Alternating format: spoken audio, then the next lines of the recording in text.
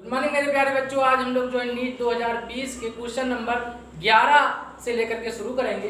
तो question number 11 था, विच of the following is a cationic detergent. पूछा गया था कि कैटायनिक डिटर्जेंट का इसमें एग्जांपल कौन है। बच्चों रटा हुआ सवाल एग्जाम में पूछा गया था। तो कैटायनिक डिटर्जेंट मतलब होता है कि जिस एल्किल पार्ट पे पॉजिटिव चार्ज आए। तो इसका जो है ऑप्शन ये सही हो जाएगा, सिटिल ट्राइमेथिल अमोनियम ब्रोमाइड। अमोनियम के जितने भी आपके जो होते हैं ब्रोमाइड होते हैं, ये हमेशा जो है कैटायनिक डिटर्जेंट बनाते हैं। तो ये ऑप्शन रखने वाला था बच्चों, कैटायनिक एनायनिक डिटर्जेंट। तो ये आपका पहला ऑप्शन इसमें सही था। अगला सवाल था, number of proton, neutron and electron in lutetium respectively are. पूछा है इसमें बच्चों प्रोटॉन, इलेक्ट्रॉन, न्यूट्रॉन की संख्या पूछ रहा है। तो मैंने बताया था बच्चों प्रोटॉन, इलेक्ट्रॉन, न्यूट्रॉन निकालने का तरीका कि जो एटॉमिक नंबर है, अगर एटम के ऊपर पॉजिटिव नेगेटिव चार्ज नहीं है तो जो एटॉमिक नंबर होगा वही प्रोटॉन की संख्या होगी। तो एटॉमिक नंबर यहाँ किसका है, कितना है बच्चों, Z बराबर 71 है। तो यहाँ प्रोटॉनों की संख्या भी कितनी हो जाएगी, 71।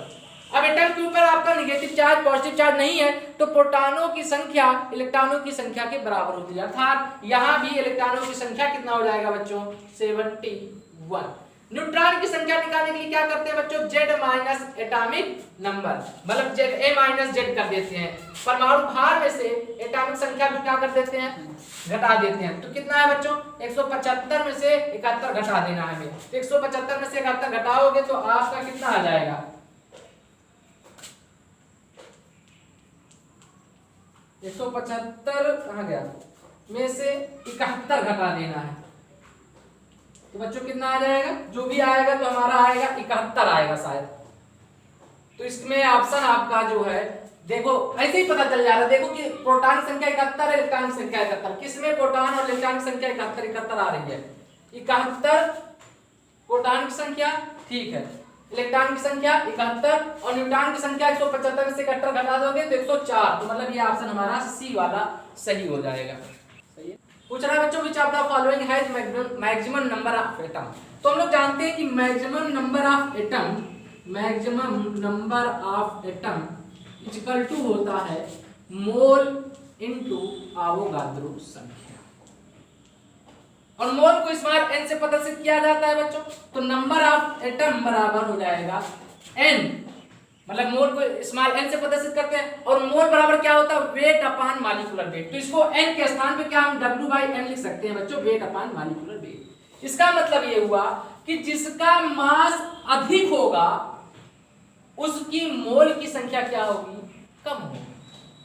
अगर मॉलिक्यूलर वेट बढ़ेगा तो उसका जो है n क्या होगी बच्चों, कम होगी। इसका मतलब नंबर ऑफ एटम, जितना ज्यादा मास होगा उतना ही नंबर ऑफ एटम की संख्या क्या होगी, कम होती जाएगी। तो पूछा क्या था इसमें, विच of the following has maximum number of atom. तो इसमें सबसे मास किसका सबसे कम है, लिथियम का, Z बराबर 7। तो ये हमारा ऑप्शन यहाँ जो है सही हो जाएगा, क्योंकि मास जितना कम होगा आपका उसका एटम की संख्या उतनी ज्यादा होगी।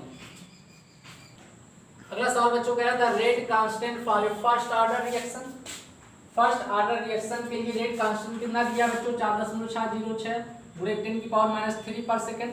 The time requires to reduce 2 gram of reactant to 0.2 gram. तो हमसे पूछ रहा है टाइम कितना लगेगा। तो हम लोग जानते हैं बच्चों रेट कांस्टेंट टाइम Kp = होता है 2.303 अपॉन 2.303 log A0/80। ये फार्मूला होता है बच्चों फर्स्ट ऑर्डर रिएक्शन के लिए, ये आपका फार्मूला होता है। तो T हमसे पूछ रहा है, तो T बराबर क्या हो जाएगा बच्चों, टाइम के लिए 2.303, आपका रेट कांस्टेंट कितना दे रखा है 4.6। तो हो जाएगा 4.606 इंटू 10⁻³ log, इसके बाद प्रारंभिक सांद्रता कितनी दी है, 2 ग्राम। तो 2 ग्राम अपॉन 0.2 ग्राम, अंतिम सांद्रता 0.2 ग्राम दिया। तो इसको बच्चों आप लॉग लोगे, हल करोगे तो आपका आ जाएगा T = 500 सेकेंड। 500 सेकेंड जो है हल करने पे आंसर आपको प्राप्त होगा।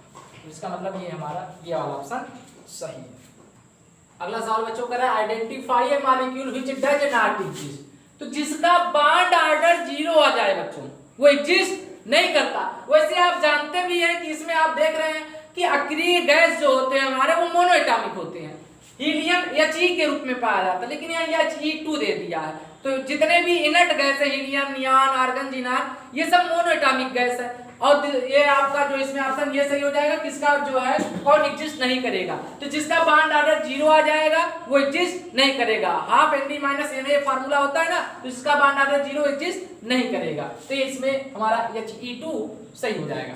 अगला सवाल कह रहा है hydrolysis of sucrose is given. Sucrose का हाइड्रोलिसिस दिया था, सुक्रोज में पानी मिलाया जा रहा है, ग्लूकोज और फ्रक्टोज बन रहा है। Kc हमें दिया है बच्चों 2 × 10⁻13 दिया है। एट 300 केल्विन टेम्परेचर दिया है, 300 kelvin. The value of delta G not, delta G not का वैल्यू पूछ रहा है। At the same temperature will be, same temperature पे डेल्टा जी नॉट का क्या वैल्यू होगा। तो हम लोग जानते हैं फार्मूला क्या होता है बच्चों, डेल्टा जी नॉट बराबर -r ln Kc, ये हमारा फार्मूला होता है। -r दे रखा है बच्चों, कितना हो जाएगा, -r आपका रिएक्टेंट दिया है, माइनस गैस कांस्टेंट होता है r हमारा क्या है गैस कांस्टेंट, और -8.314। इसके बाद क्या हो जाएगा ln Kc, आपका जो है यार टेम्परेचर कितना दे रखा है बच्चों, 300 केल्विन दिया है, तो टेम्परेचर RT होगा, RT ln Kc, टेम्परेचर हमारा 300 ln, और Kc का मान कितना दे रखा है, 2 × 10⁻13। तो सिर्फ इस सवाल में हमें हल नहीं करना था बच्चों, सिर्फ मान रखना था फार्मूले का बस। तो यहाँ देखो माइनस लगा है ना, -RT ln Kc फार्मूला होता है, तो -8.3, ये पहला ऑप्शन तो नहीं जाएगा, प्लस में है। दूसरा ऑप्शन देखो माइनस में दिया है बच्चों आपका, तो मोल पर यहाँ पर आप देखोगे ये वाला सवाल -8.314 जूल प्रति मोल kelvin into 300 kelvin into ln 2 into 10⁻13, ये वाला ऑप्शन हमारा क्या हो जाएगा, सही हो जाएगा। तो यही वाला ऑप्शन मिल रहा है, तो ये आपका ऑप्शन ये वाला सी वाला सही हो जाएगा। बच्चों पूछ रहा है फॉर द रिएक्शन कोलिन के एटम्स हैं आपस में जुड़ करके कोलिन के मॉलिक्यूल्स बना रहा है, पूछ रहा है करेक्ट ऑप्शन क्या है। तो बच्चों जब ये आप कोलिन का एटम्स जुड़कर मॉलिक्यूल बना रहा है तो क्या होता है, जब बॉन्ड का फॉर्मेशन होता है तो एनर्जी रिलीज होती है। यहाँ पर देखो कि 2 एटम स्वतंत्र रूप में पाए जा रहे हैं, यहाँ पर जुड़ करके मॉलिक्यूल्स बना रहे हैं, तो इसका मतलब एनर्जी रिलीज हो रही है, तो डेल्टा H मेरा घटेगा। और यहाँ पर एटम 2 है तो जो मिलकर के जुड़ रहे हैं, तो एंट्रोपी भी क्या हो जाएगी, घट जाएगी। इसका मतलब डेल्टा H लेस देन 0 और डेल्टा S भी लेस देन 0, तो ये वाला ऑप्शन सही हो जाएगा। अगला पूछ रहा है आइडेंटिफाई द इनकरेक्ट मैच, मतलब हमें क्या बताना था कि कौन गलत है। अनिल अन्यम, अन मतलब एक होता है बच्चों, और नील मतलब 0, अन मतलब 1, मतलब इसका परमाणु क्रमांक 1 होता है, 101, तो 101 का नाम मेंडेलियम होता है, सही है। अनिल ट्राइयम, अन मतलब 1, निन मतलब 0, ट्राइयम मतलब 3, 103 लॉरेंशियम होता है, ये भी सही है। एटॉमिक नंबर 103 का नाम लॉरेंशियम होता है बच्चों, सही है। कह रहा अनिल हेक्सियम, अन मतलब 1, निन मतलब 0, हेक्सियम मतलब 6, मतलब 106 सिबोर्गियम होता है, ये भी सही है। अन्नियम, अन्नियम, अन मतलब 1, अन मतलब 1, अन्नियम मतलब 1, 111 डायस्टेडियम नहीं होता है बच्चों, तो ये बचता मतलब कि हमारा यही वाला ऑप्शन गलत है। इसका मतलब डी का चौथा ये गलत है, लेकिन हमें पूछा इनकरेक्ट, तो हमारा ये वाला ऑप्शन सही है। अगला सवाल बच्चों, which of the following will give carbylamine test. तो बच्चों कार्बिल एमीन टेस्ट हम जानते हैं कि प्राइमरी एमीन हमारा चाहे एलिफैटिक है चाहे एरोमेटिक है, जिसमें आइसोसाइनाइड बनता है, वही जो है प्राइमरी एमीन होना चाहिए, वही कार्बिल एमीन टेस्ट देगा।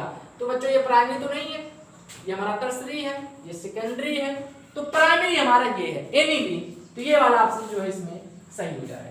अगला पूछ रहा है paper chromatography is an example of. तो पेपर क्रोमेटोग्राफी जो एग्जांपल होता है बच्चों पार्टीशन क्रोमेटोग्राफी का, ये भी रटने वाला सवाल था, ये जो है पार्टीशन क्रोमेटोग्राफी का एग्जांपल होता है पेपर क्रोमेटोग्राफी।